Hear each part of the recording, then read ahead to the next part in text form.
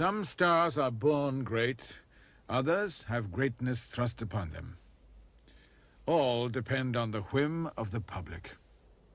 Men for women have sex appeal, and women for men have sex appeal. So you're based on the value of your sex appeal. Women looking at you on the screen as a man and say, ooh, I'd like to have him. If I could get rid of that old pig I'm married to, I'd grab that boy. And they have their own secret little thoughts, you know, as they look, just as men do, as they look at the girls. And that's the answer. The answer is, how much appeal have you got to the person that buys the ticket? If the public likes you, name your price.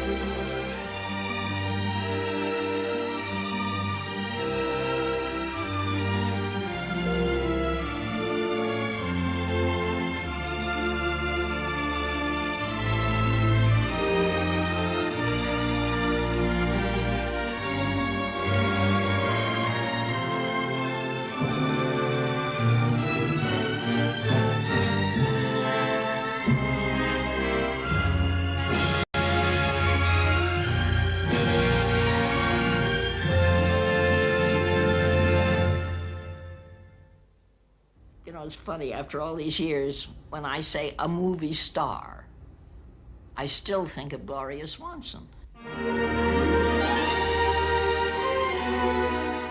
No actress in Hollywood understood what was required of her more than Gloria Swanson. She sacrificed everything for that one role, a great film star. She was one of the world's leading box office attractions. Swanson had glamour, but throughout her career she fought to prove her talent as an actress.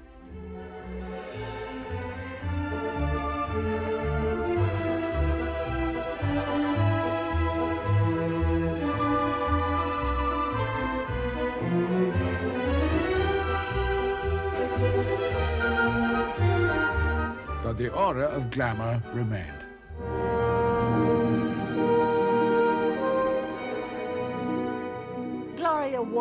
She was absolutely the most glamorous creature, and yet if you took her apart, she wasn't glamorous at all. I had a fit being so short. I was supposed to be a femme fatale, and here I was 5'1" or something, and I was always way up on high heels. Why I didn't break my neck, I don't know, or my ankle, but I'm a very strong person. I don't know whether you know that or not, in many ways. Look at my chin. She gave off this great and wonderful, glamorous illusion. So she was giving a party, and it was a large party, and no one had showed. I mean, everyone was there except the hostess. And finally, down this great staircase marched Gloria, and there wasn't a sound in the room. And she had on, I remember so well, sort of a Spanish dress with all little ruffles. And she just paused a moment and walked down, and suddenly there wasn't another woman in the room. She was marvelous. I adored her.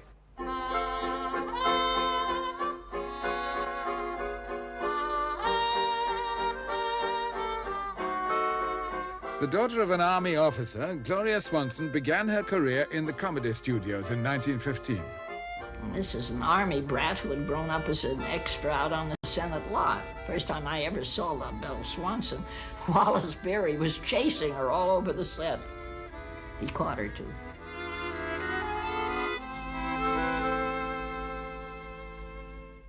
I loathed comedy. I had no sense of humor. I was a very serious young lady, 14, 15, 16 years old. I didn't always understand the jokes. I really didn't. I think I was funny because I played them like Dusa. I was so serious in all the comedy that it was funny, and the situations were funny. But they were not slapstick pictures that I did. Swanson starred with Bobby Vernon in a series of comedies for Mack Sennett. Sennett was convinced she had some of the qualities of his top star, Mabel Normand. He told me he was going to make a second Mabel Normand out of me, and I said, I'm very sorry, Mr. Sennett, I don't want to be a second anybody. And then when he had me in the first picture without Bobby Vernon, which was a real slapstick picture, it was called The Pullman Bride, and there was Max Swain and Chester Conklin, and I never worked with people like this. And they started throwing soup and pies around. I didn't like it at all. I didn't think it was funny, and I didn't want to do it. When they said they wanted me to do a pratfall, I didn't even know what this was, and it was some sort of a thing where you keep your feet together and you go over backwards. Well, as far as I'm concerned, you could kill yourself. And so they sent for Mr. Sennett, and there was a great big scene about it. And finally, I told him I didn't want to be in these kind of pictures. And he said, nobody has to work with me. Come on, young lady. And he took me into his office and tore up the contract, I was so happy, you have no idea. The failed comedienne was transformed by Cecil B. DeMille into the most glamorous star of the age. DeMille always did everything in the grand fashion. There was no other director like him in the world. He was a fascinating man, brilliant man. You felt his presence before he came in a room.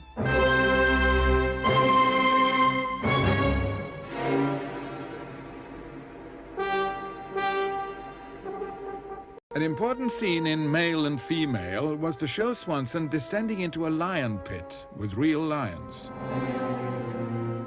But even DeMille felt the risk was too great for his new star. At the last minute, he decided to cancel the scene. I said, Mr. DeMille, you can't do this to me. I want to do that scene, the Lion's Bride scene. He said, young fellow, why do you want to do that?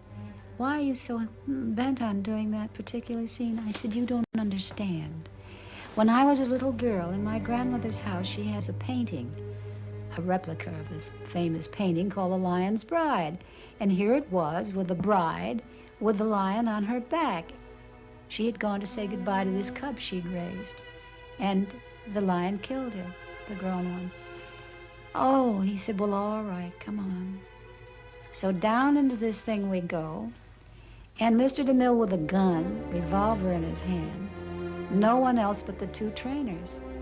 And they bring out this fuzzy lion, and they claim he's a nice lion. Only 2 weeks after we had done this scene did he almost kill someone. At any rate, we didn't know that then. Mr. DeMille, of course, is back for the camera, and I look up, and here's my father in uniform. He'd come back from the war, looking at his one and only, with his eyes popping out of his head. What's going to happen if something happens? And looking at DeMille with his gun, and at that, they said, ready camera. Now, to make the lion roar, the two trainers are lashing him with their whips, and he's roaring. Now, let me tell you the sensation. When you can't look at danger and your eyes are closed, and here he is with his paws, weight on the back of my bare back, because I'm bare to the waist. His hot breath, if I had any fuzz on my body at all, it was all standing right smack up. My heart, I don't know what it was doing. Then when he roared, it was like thousands of vibrators all over you. It was the most awesome, dangerous, fascinating. I suppose danger is always this way. I don't know. But it was something I shall never forget. And then to go to the opening of the picture and have somebody sitting behind me and say, I wonder which one is stuffed. Gloria Swanson's name was now of enormous interest to the public. Gloria got a salary from C.B. DeMille for the first time, and she was so excited she didn't know what to do, and she said, the thing in my life I've always wanted the most, I want a beautiful, elegant automobile painted orchid color. And I said, oh, Gloria, you can't have an automobile. Yes, I can, and what's more, I'm going to. And right then, Miss Gloria Swanson set the fact that what she did was not to do what other people did, but she was to do something that made other people do what Gloria Swanson did. She set fashions and hair color, and she had an orchid-colored automobile. She could ride around. After she left DeMille, critics of her new pictures suggested her fame owed more to her gowns than her acting. Every picture I made was just the train got longer and the hairdo got more complicated, until I got so fed up I started screaming, I don't want to be a clothes horse. Let me out of this thing. I want to be an actress. I want to do character parts. I want to do fun things. So then I lied to them to get to New York, because I knew there was a script there called Zaza. And so I said I had to have an operation, and indeed I did have to have one. And well, they couldn't say anything about that. And I got off the train, went right to a man called, he was the head of story department, Walter Wanger, and said, give me Zaza. He said, I thought you were going to the hospital. I said, after Zaza. This fiery role was just what she needed to confound her critics. Alan Dwan said, Gloria, you know, you don't have a duplicate of the gown you have on. Neither has the girl that you're going to fight with. And the furniture and the, and the props and everything, we can only do it once, so make it good the first time.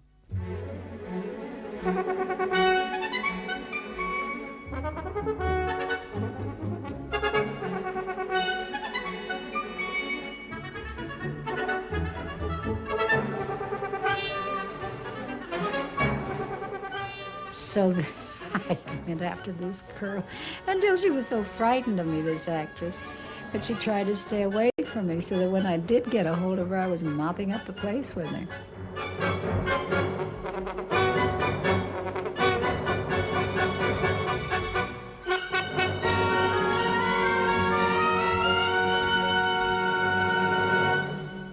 Alan Dwan again directed Swanson in Manhandled, in which she departed from her glamorous image still further by playing a shop girl. She actually worked in Gimbel's department store for a couple of days to get atmosphere.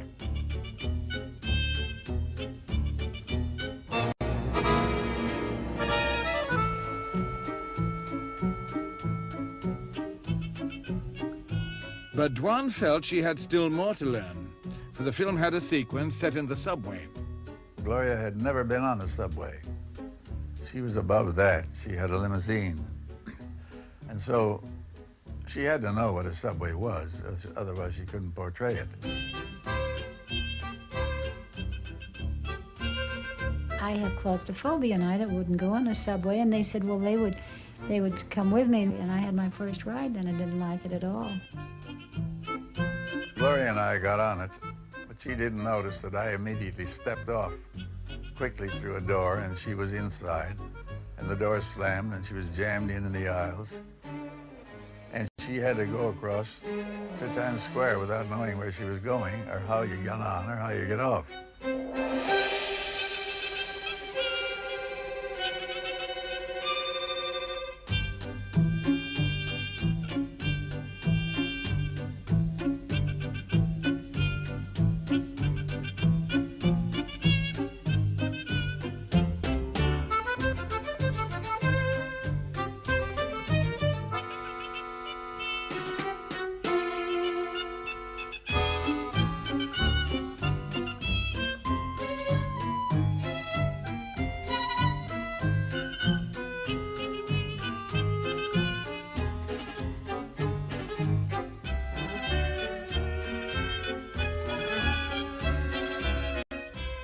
She rode that thing between Grand Central and Times Square about 4 or 5 times before somebody just physically at Times Square shoved her off.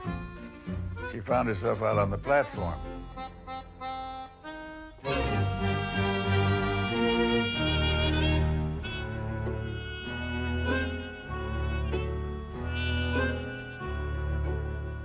She had learned by that what it meant for a girl that didn't look like very much to get caught in a mob in the subway, and to finally find herself penniless and alone up in Times Square, so that we didn't have to tell her very much more about the character. She had learned it the hard way. In the same film, Swanson's shopgirl poses as a phony Russian countess. She based the character on her rival at Paramount, Pola Negri.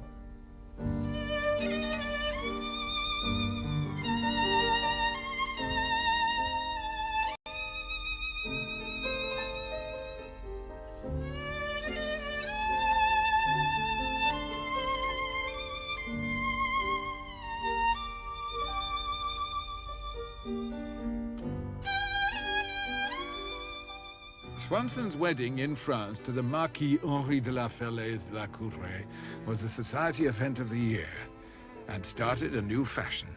When she came home after she married Henry de la Falaise, she said, "You will now call me Madame Marquis."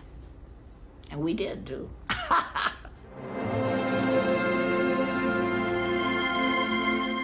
There were flowers, until I couldn't sit. I wasn't sitting on the car, I was sitting on top of the flowers, and they were throwing these at me, and there were two bands, not one. This was United Artists, and they were flirting with me to come to United Artists. And the Paramount were flirting with me to keep me at Paramount. So everybody from both ranks were there.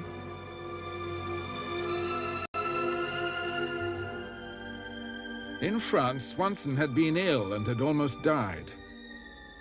At Grauman's $1 Million Theatre, the public gave her the sort of welcome which one paper said had been given in the past only to a beloved sovereign.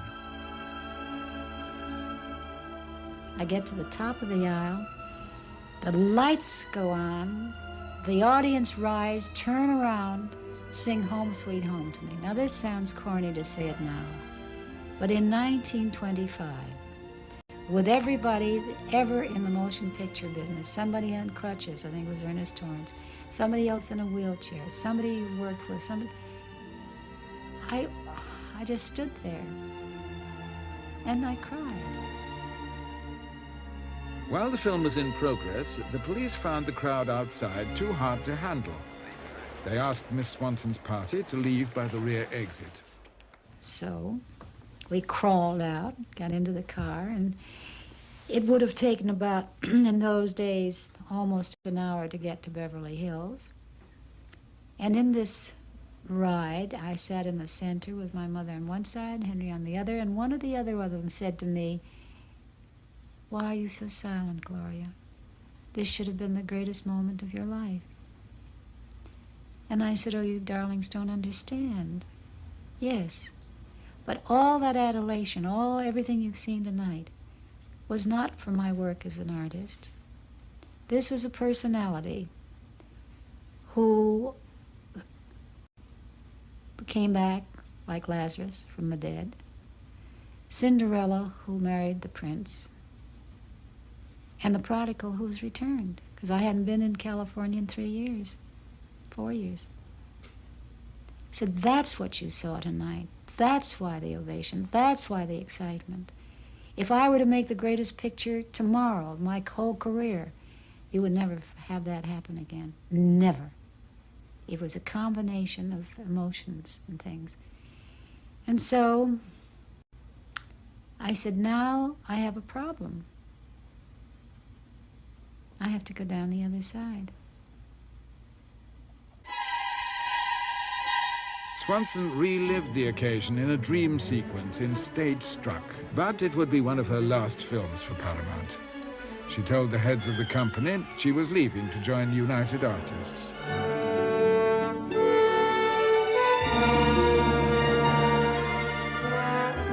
In panic, Zukor and Lasky asked Alan Dwan, as director and friend, to intercede. I went to her and said, "Gloria, I'm going to make you one offer to stay with the company. I'm going to offer you $25,500 a week to stay with us for 1 year. I will raise you $5,000 a week for the next 5 years beyond that, if you'll sign." I said, "You add that up and see how much money that means." And she looked at me and laughed. She said, "Why, darling, I'm going to make $1 million on every picture I do with the United Artists."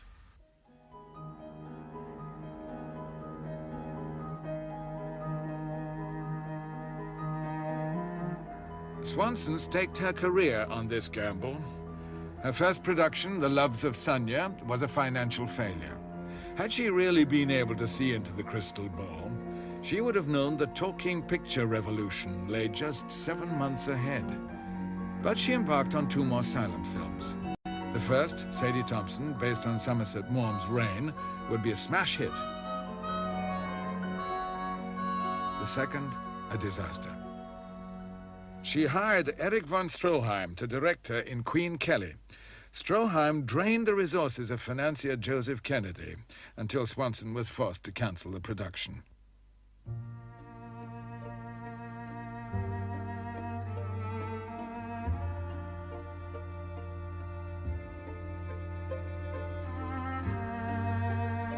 The film was never seen in the United States.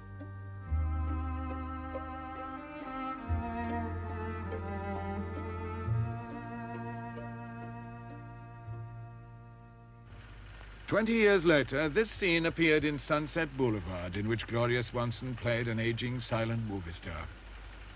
Still wonderful, isn't it? And no dialogue. We didn't need dialogue. We had faces. There just aren't any faces like that anymore.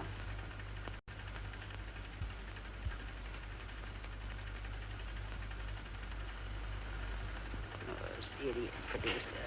Those imbeciles. Haven't they got any eyes? Have they forgotten what a star looks like? I'll show them. I'll be up there again, so help me.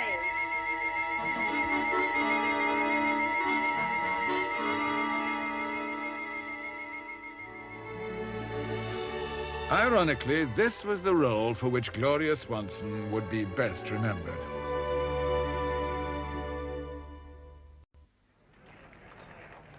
The crowd that lined the streets of New York in August 1926 had all the gaiety and expectation of people going to the movies. The newsreel cameras brought smiles of delight. The crowds were there for Rudolph Valentino, the great lover.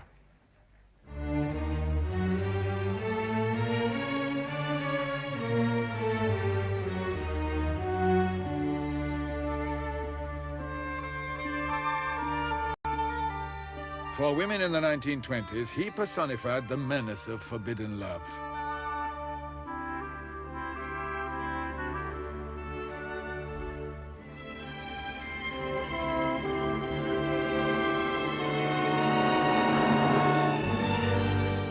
But the crowds that August waited in the rain to see their idol in the flesh. For some, it would be the first time, for all, the last. Rudolph Valentino was dead. His body was lying in state in Campbell's funeral parlor.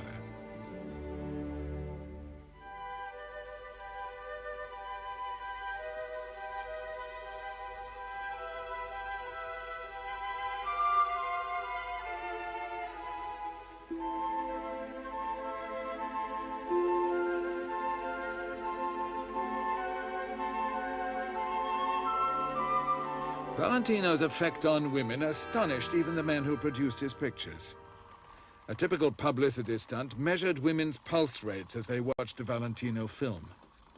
It was all due, they said, to his earthy origins as an illiterate peasant in Italy. But like everyone else, they misunderstood Valentino.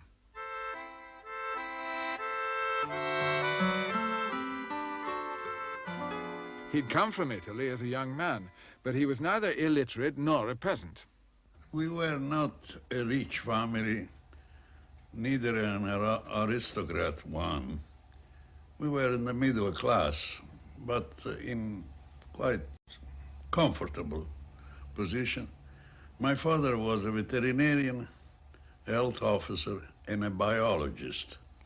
The majority of a story not truthful, that he came here because he was a poor boy, an immigrant, to make money, to try to find fortune. No. In his life, he was always guided and pushed by spirit of adventure. He used to say, Italy is too small for me. When he arrived in New York at the age of 18, Valentino was hard up. Like so many immigrants, he had a photograph taken in rented clothes to reassure his family back home. And in order not to worry my mother, when he wrote, he went to the Waldorf Astoria and wrote letter from there, but he didn't sleep there. He was not a guest of the Waldorf Astoria. On the contrary, he told me that sometime he even slept in the Central Park. Eventually, Valentino got a job at a New York cafe, dancing with the customers. He never took in his life any dancing lesson. But he had a natural grace in dancing. When he went to Hollywood, his Italian looks condemned him to play the gigolo in an endless parade of screen villains.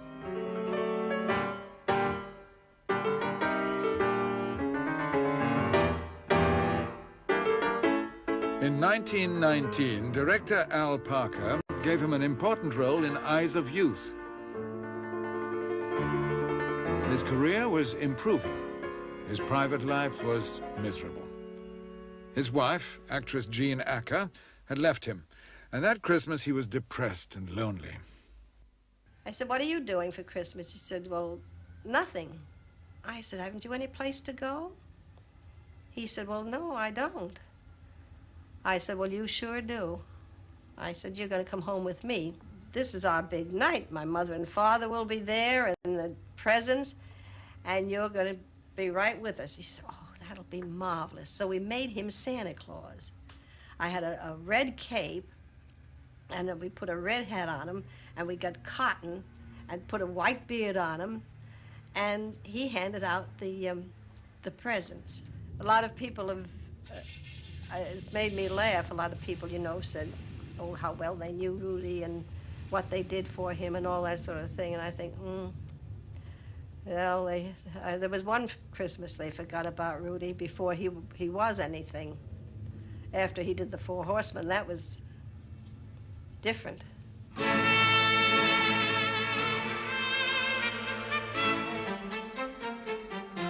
Valentino now entered film history.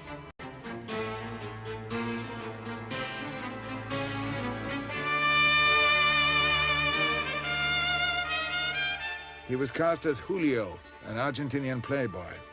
Director Rex Ingram exploited his skill as a dancer and his frank sensuality.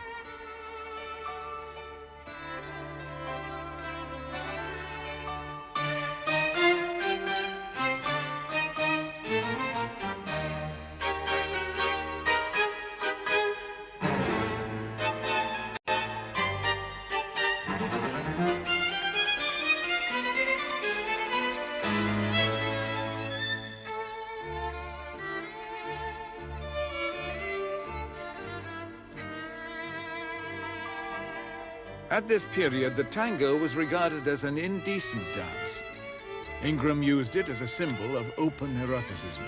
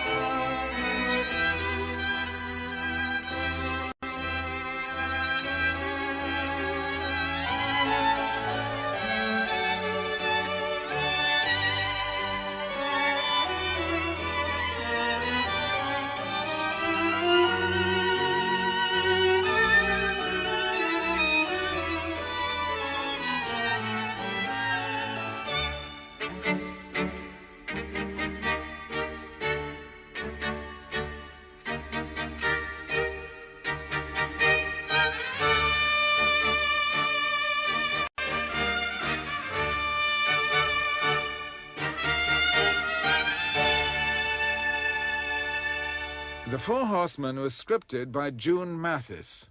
She had spotted Valentino in Eyes of Youth. She became a close friend for the rest of his career. The film established Valentino as a new kind of screen lover.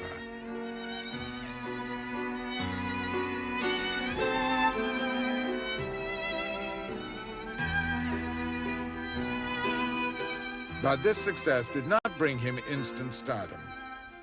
He played straightforward roles in other Metro films. Camille with the Russian actress Nazimova.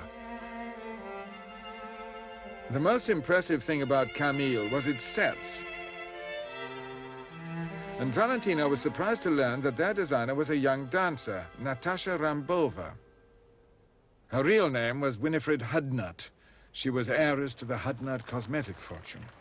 Valentino fell in love with her, and the romance perfectly suited her ambitions. She was determined to become a major producer.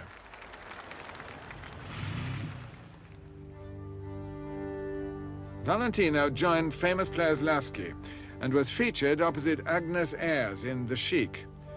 These shots were taken during the production. In the title role, Valentino was a sensation. He played an Arab sheik who abducts an English girl to his desert tent. Natasha considered the story utter trash. Valentino was not happy about it either, but he mesmerized most women who saw it.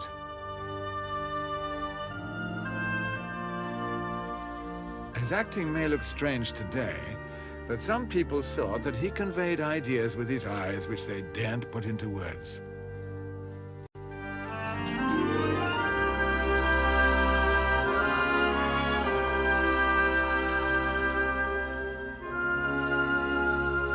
The very quality which appealed to women upset their husbands. Valentino inspired envy and ridicule from American men. They were not very understanding about Valentino. He came along as the first of the great foreign lovers. See, that was one of the interesting things about Gable. Every American man was perfectly willing that his wife should be in love with Gable, because Gable was what he liked to have been. But they were not willing that their wife should be in love with this Dago. The Sheik made Valentino a top star. Natasha agreed to marry him. But Valentino's marriage ended in jail. The laws of California required a full year between divorce and remarriage. A bigamy charge was dismissed, but Natasha raised the question, why had famous players Lasky allowed its biggest star to go to jail? Valentino's next picture, Blood and Sand, would be made in Spain with no expense spared, promised the company. But they shot it cheaply on the back lot. It was a success, but Valentino and Natasha felt cheated. They were depressed still more by the young Raja.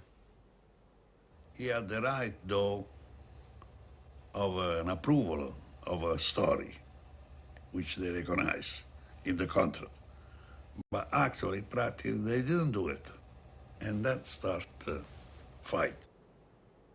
Valentino walked out on his contract, refusing to appear in any more cheap pictures. But the fans kept writing in for photographs. We had a printing box, the negative, and we used to print 100 a night, and dry them on the floor, and towels, and God knows what. And his signature was on, it was a stamp. So. And we would send a postcard saying, if you want a photograph of Rudy Valentino, please send 25 cents for the cost or whatever. And as we were getting between 8 and 9 sacks of mail a day from the fans, Natasha and I and Rudy, we used to open up the letters and count the quarters. And in between pictures, it fed us, you know. Valentino and Natasha were out of work and broke, but they felt they were fighting for their artistic integrity. A public relations man, George Ullman, found there was nothing in his contract to stop Valentino making a personal appearance tour. He arranged for the couple to promote a beauty preparation. Valentino and Natasha gave dancing displays, and wherever they appeared, vast crowds greeted them. The climax of their act was the tango from the Four Horsemen.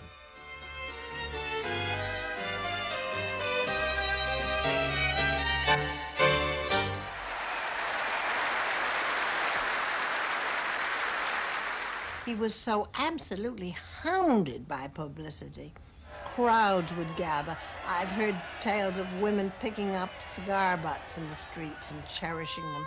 It was just insanity. As part of the mineral lava deal, Valentino had to judge local beauty contests. A promoter called David Selznick exploited Valentino's absence from the screen with a film of his appearance at Madison Square Garden in New York.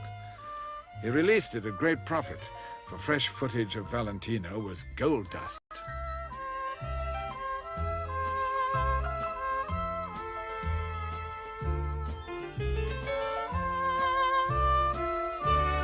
This enormous popularity obliged Adolf Zukor of famous players Lasky to conclude a settlement. Mounting debts obliged Valentino to agree. He and Natasha took a European holiday. These shots are from the home movies they made en route.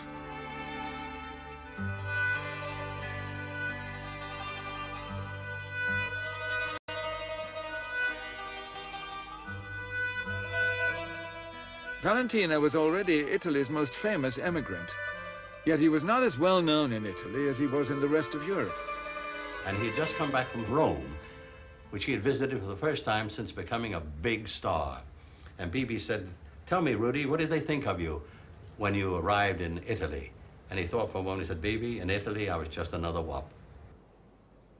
The influence of Natasha affected Valentino's new film, Monsieur Beaucaire.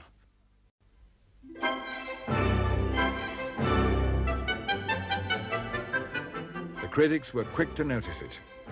The film was too arty, they said, too self-conscious for Valentino fans.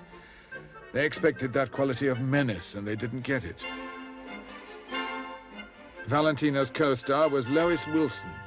He was a very serious worker. Rudolph didn't kid on the set and that sort of thing. He was a very generous actor to work with, charming. And I had known him before. I knew him quite well before we made the picture as a person. And I just found him a very charming, lovely person with a terrific sense of humor.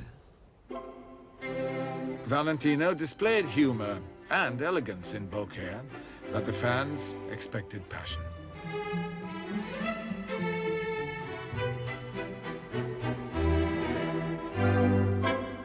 We found a delicatessen or a store on the plaza here that sold very, very long spaghetti in a cardboard box. It was about 6 or 7 feet long. And we used to buy those boxes and never break the spaghetti. So before Woody prepared them and he had boiling water, he would stand on the ladder and slowly move those spaghettis into the pot. Valentino entertained important executives. When they would start trying to cut it with a knife, says, "Oh no, in Italy you never cut that, you wind it on your fork." Well, how are you going to wind 6 feet? 6 feet of spaghetti, you raise your head and wind, and when you're done, you wind again and everything falls down. And we had a lot of fun doing that. But Valentino had no sense of humor about his wife. He submitted to photographs like these because he loved and admired her. Over him, she exerted an almost hypnotic influence. But now, her interest was fading. So was his career. In the hope of putting new life into the romance, he bought a house, Falcon Lair. He gave Natasha a free hand with the interior design.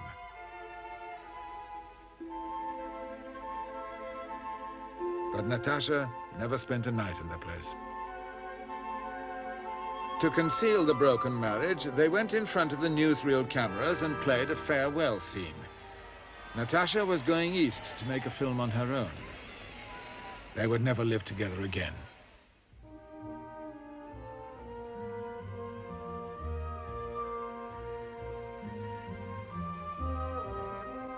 Valentino signed with United Artists to make The Eagle with Vilma Banky for producer Joseph Schenck. Directed by Clarence Brown, it proved far more successful than the films Natasha had supervised. Valentino played a Russian bandit married in the death cell before being led out to die.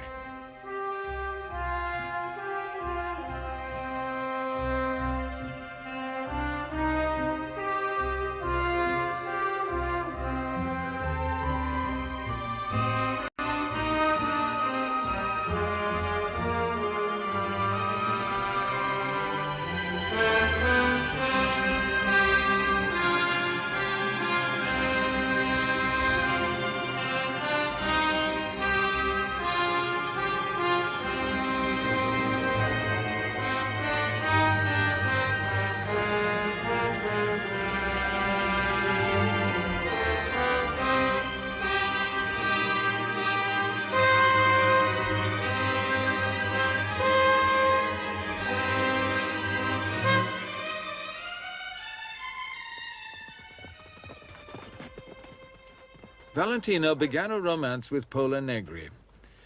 He spent money recklessly. His friends asked why.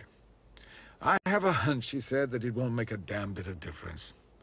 He drove recklessly. He had several near-fatal crashes. Natasha sued for divorce.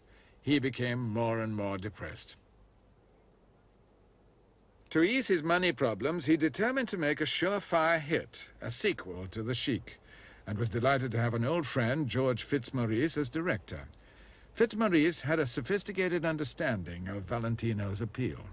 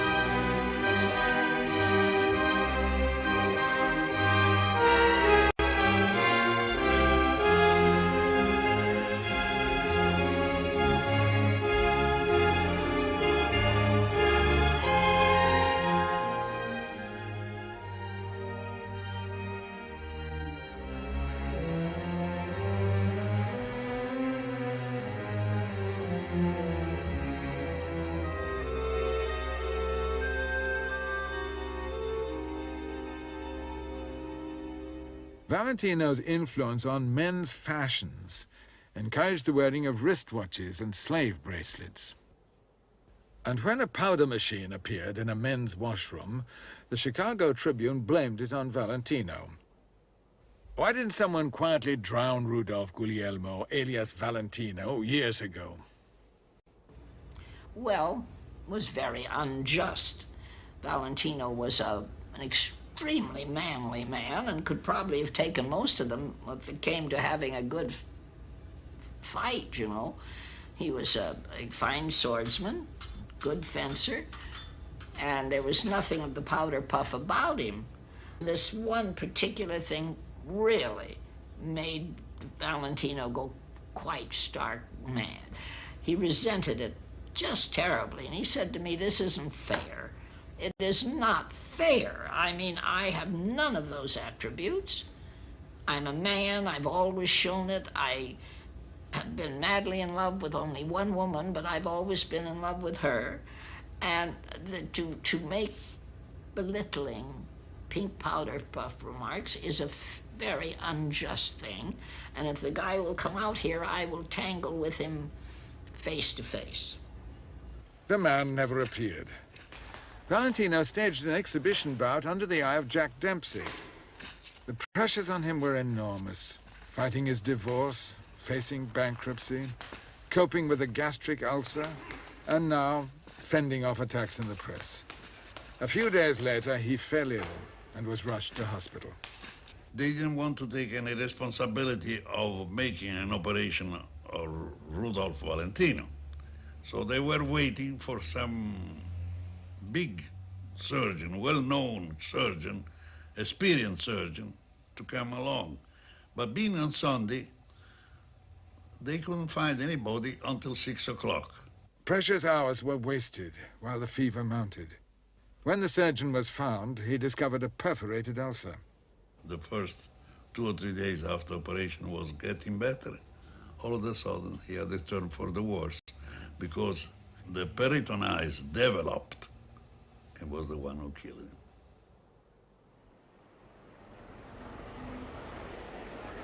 Valentino lay in state at Campbell's funeral parlor. A great many of them really had a lot of feeling and affection for Valentino. So it was a crowd filled with emotion and with hysterical emotion that you weren't at all sure what they might do. Hysterical crowds behave badly at funerals.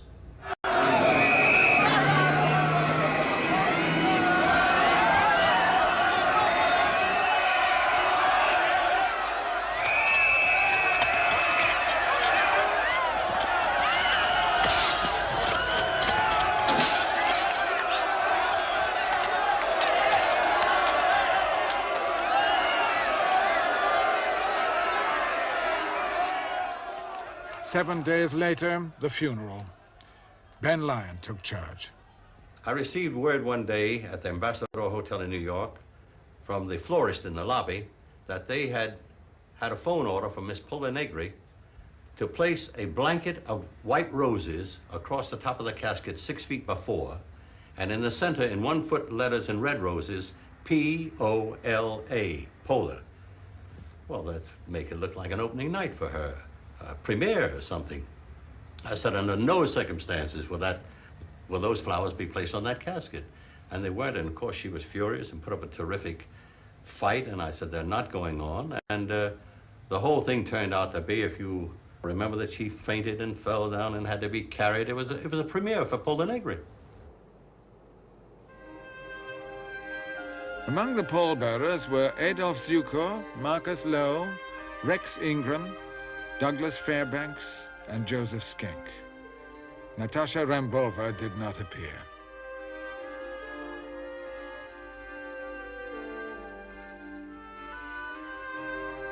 There was to be a second funeral in Hollywood. Alberto Valentino joined the train for the 5-day journey. We went across country, and it was amazing. You can't believe me, but it's true that to see the people that they came and the way in which they were trying to show their shock and their affection for. I was awake early in the morning because it was just dawn and the train stopped, and I was informed that was a group of people from Erie, which had come with guitar, mandolin. The great majority were Italian, living here in this country. And they just asked me permission if they could sing and play some of the Italian song for the memory of Rudy. It was very touching.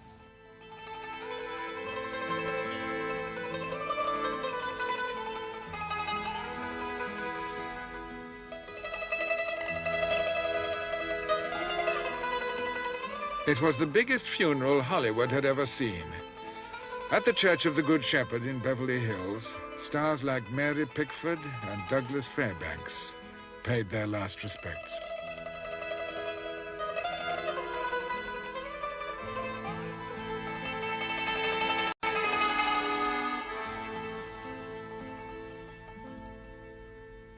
Schenck collected 2 $1 million insurances on his life. They didn't even buy him a grave. He's resting in a box that belonged to June Mattis. See, she had free, whatever they call those drawers where they put them in the wall, for herself, for her mother, and she had bought one for her husband at the time, Balboni. And so when Rudy died, she says, if you have no grave for Rudy, you can use the spot of Balboni's, and he's still there.